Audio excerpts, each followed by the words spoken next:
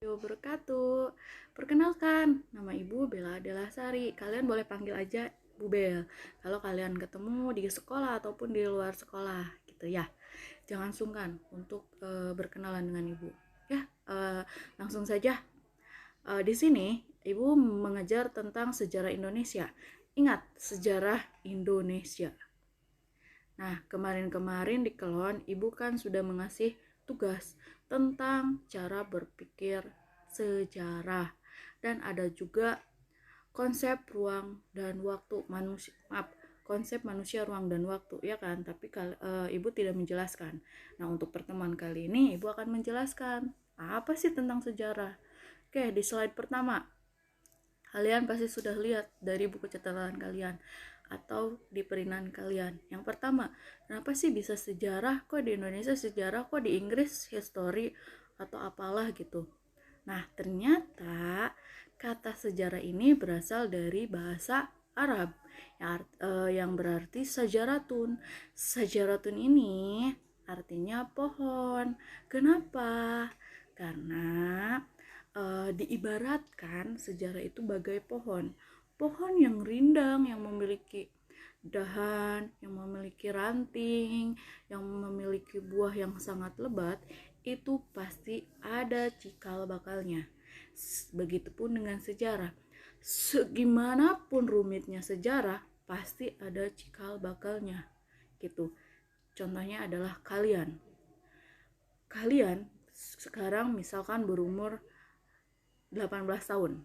Nah, ternyata nenek kalian, nenek yang itu adalah ada yang keturunan dari Belanda. Kalau misalkan kalian terus diteliti. Begitu, paham? Maksudnya kayak gini. Pohon yang tadinya besar itu pasti ada akar, satu batang, satu daun. Karena berkembang dari tahun ke tahun, maka menjadi rumit atau kompleks. Begitupun sejarah yang melahirkan misalkan seorang raja yang bijaksana. Nah, karena adanya perkembangan zaman, nah nanti raja ini akan punya anak, anaknya akan punya anak, menikah dengan raja, misalkan Raja Kuningan menikah dengan Raja Cirebon. Nah, nanti menikah lagi, kemudian dengan akan memiliki anak ini akan memimpin misalkan di Banten. Nah, itu karena cikal bakalnya satu gitu, yang akan nantinya berkompleks gitu. Jadi berkepanjangan namun saling berkaitan gitu, paham?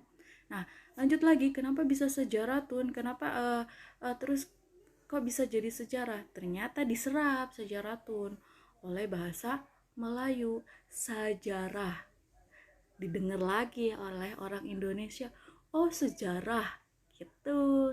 Kenapa bisa disebut sejaratun atau sejarah? Paham? Lanjut lagi ke slide berikutnya. Ada sejarah atau pengertian sejarah menurut bahasa. Yang pertama, sejarah dalam bahasa Inggris disebutnya history. Nah, kalian pasti sering mendengar sekali history of love, masa lalu, misalkan cerita cinta kamu atau apalah gitu, history of the jungle atau apalah. Nah, history dalam bahasa Inggris itu artinya masa lampau. Nah, kata history ini diserap dari bahasa Yunani yang artinya histori. Ternyata kata historia itu diserap dari bahasa Yunani, yaitu dari kata historia. Kayak tadi loh, sejarah itu awalnya dari bahasa Arab sajaratun, diserap oleh bahasa Melayu sajarah, diserap lagi oleh bangsa kita menjadi sejarah. Begitupun dengan historia, diserap dari bahasa Yunani historia, yang artinya informasi atau pencarian. Nah, ada lagi dalam bahasa Belanda, yaitu geschiedenis, yang berarti sesuatu yang telah terjadi. Ada juga dari bahasa Jerman, yaitu Geschichte, yang berarti sesuatu yang telah terjadi di masa lampau kehidupan manusia. manusia. Itu. Jadi kalian harus ingat, sejarah menurut bahasa Inggris apa artinya, menurut bahasa Arab apa artinya, kenapa bisa berkaitan dengan pohon, apa hubungannya gitu. Nah, kalian harus bisa menjawabnya gitu. Lanjut lagi. Ada sejarah menurut para ahli. Yang pertama, Herodotus. Ingat sama kalian, Herodotus itu adalah bapaknya sejarah dunia. Nanti kalau kalian mendengar atau melihat ada kuis siapa bapak sejarah dunia, kalian harus jawabnya adalah Herodotus. Nah, apa kata Herodotus tentang sejarah? Nah, menurut beliau, definisi sejarah itu bukan berkembang atau bergerak lurus ke depan, melainkan bergerak melingkar. Bayangin, melingkar. Gini, Ibu akan mencontohkan misalkan sejarah Indonesia. Pertama adalah sejarah manusia purba, ya kan? Kemudian setelah berkembang lagi terus dari zaman ke zaman, karena adanya kemajuan teknologi, nah manusianya pun jadi maju-maju, jadi lebih sempurna, yaitu setelah manusia purba menjadi zaman Hindu Buddha. Nah, setelah Hindu Buddha menjadi kerajaan Islam. Setelah Islam yaitu adanya imperialisme atau kedatangan bangsa Eropa ke Indonesia. Kemudian setelah bangsa Eropa, revolusi Indonesia. Nah, setelah revolusi Indonesia adanya reformasi. Nah, ingat sama kalian gitu. Atau kalian kalau belum paham gini.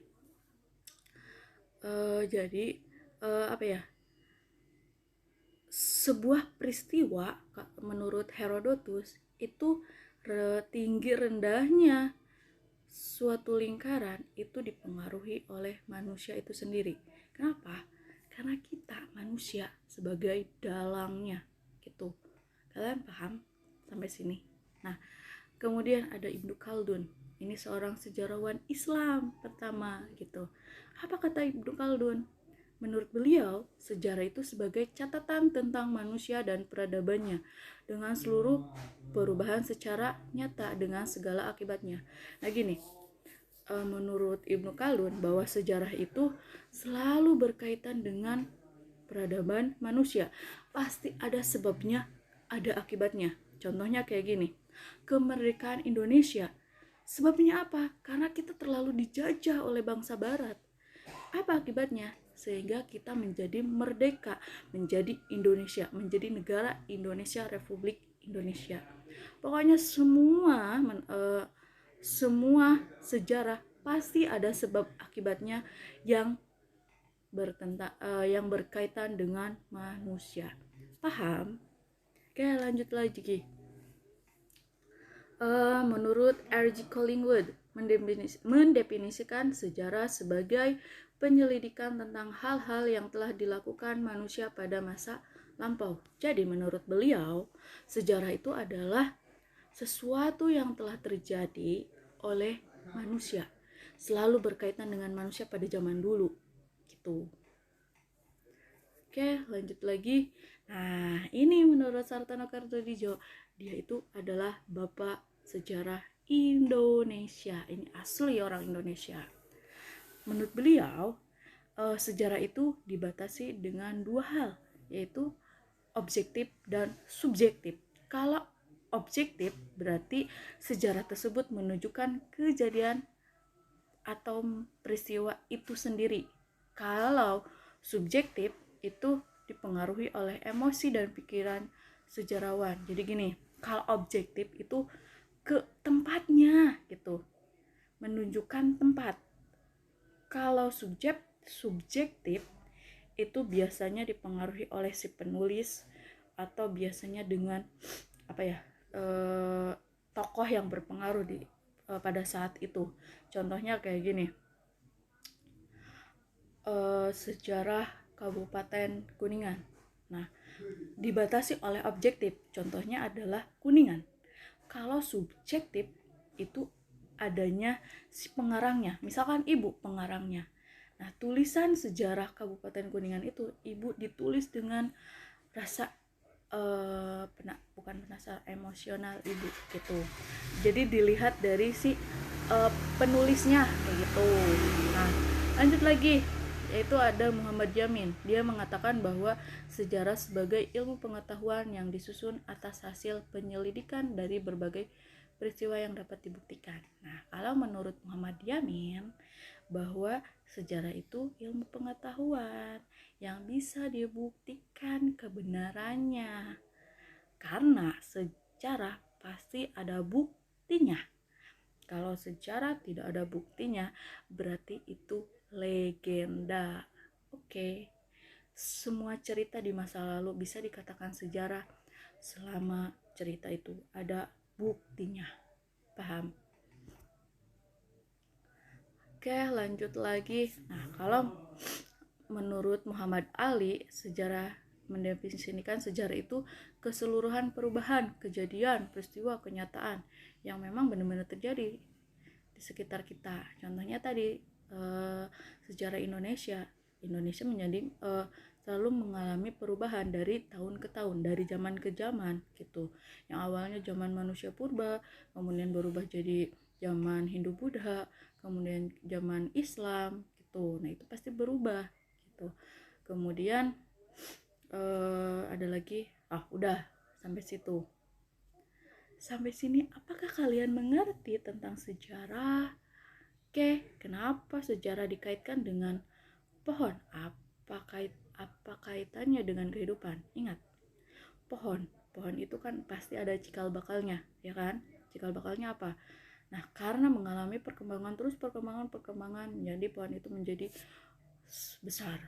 Nah, ketika besar berarti pohon itu kompleks. Begitupun dengan sejarah, pasti memiliki cikal bakalnya, satu tokoh ini akan mengalami perubahan, pertumbuhan, perkembangan gitu maksudnya, sehingga akan menjadi sejarah yang sangat kompleks namun saling berkaitan gitu.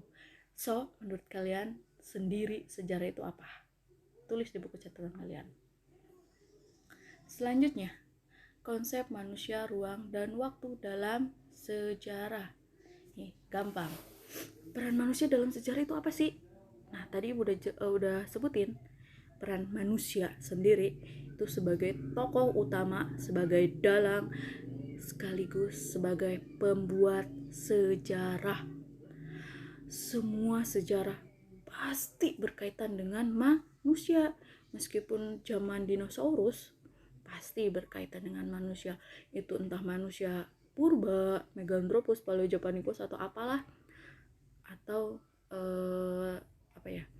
tentang Proto Melayu, Dutro Melayu. Nah, itu belum dijelasin. Tapi setidaknya peran manusia dalam sejarah itu sangat penting. Kenapa? Karena manusia itu sendiri sebagai dalang atau tokoh utama sekaligus penulis sejarahnya. Gitu. Paham? Lanjut lagi, peran ruang dalam sejarah. Nah, peran ruang apa sih dalam sejarah?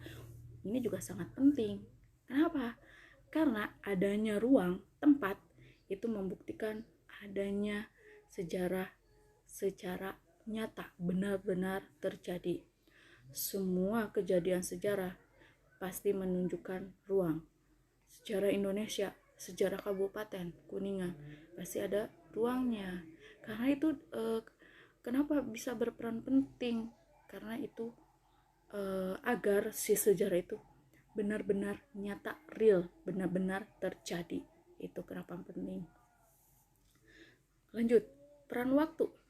Nah, kalau waktu itu menjadi batasan temporal dari setiap peristiwa yang telah terjadi. Jadi gini, serumitnya sejarah peristiwa penting pasti ada batasan waktunya. Contohnya sejarah proklamasi kemerdekaan atau proklamasi kemerdekaan. Batasan waktunya itu adalah 17 Agustus 1945, di mana Indonesia merdeka secara memproklamasikan kemerdekaan. Nah, terus ada lagi gini, bahwa Indonesia dijajah oleh negara Eropa selama 350 tahun. Tidak, itu bohong. Kita dijajah oleh bangsa Belanda itu ketika tanam paksa. Tanam paksa itu adanya 1900. Kita merdeka 1945. Coba kalian hitung 1900 sampai 1945. Apakah ada 350 tahun? Gitu. Kenapa ibu bisa ngomong gitu? Ya karena orang Eropa datang ke Indonesia untuk ujug-ujug nggak langsung mereka jadi preman, enggak. Mereka datang ke Indonesia untuk berdagang karena keenakan dan orang Indonesia ramah-ramah. Jadi mereka terlalu rakus sehingga ingin memiliki semuanya. Itu sebabnya. Oke. Nah, ini contohnya yang konsep manusia, ruang, dan waktu. Ibu ngambilnya peristiwa proklamasi kemerdekaan Indonesia 17 Agustus 1945. Konsep manusianya siapa? Ayo, siapa? Yaitu Insinyur Soekarno, tokoh utamanya karena beliau berpidato gitu. Ruangnya di mana? Yaitu di halaman rumah Soekarno di Jalan Pegangsaan nomor 56 Jakarta Timur.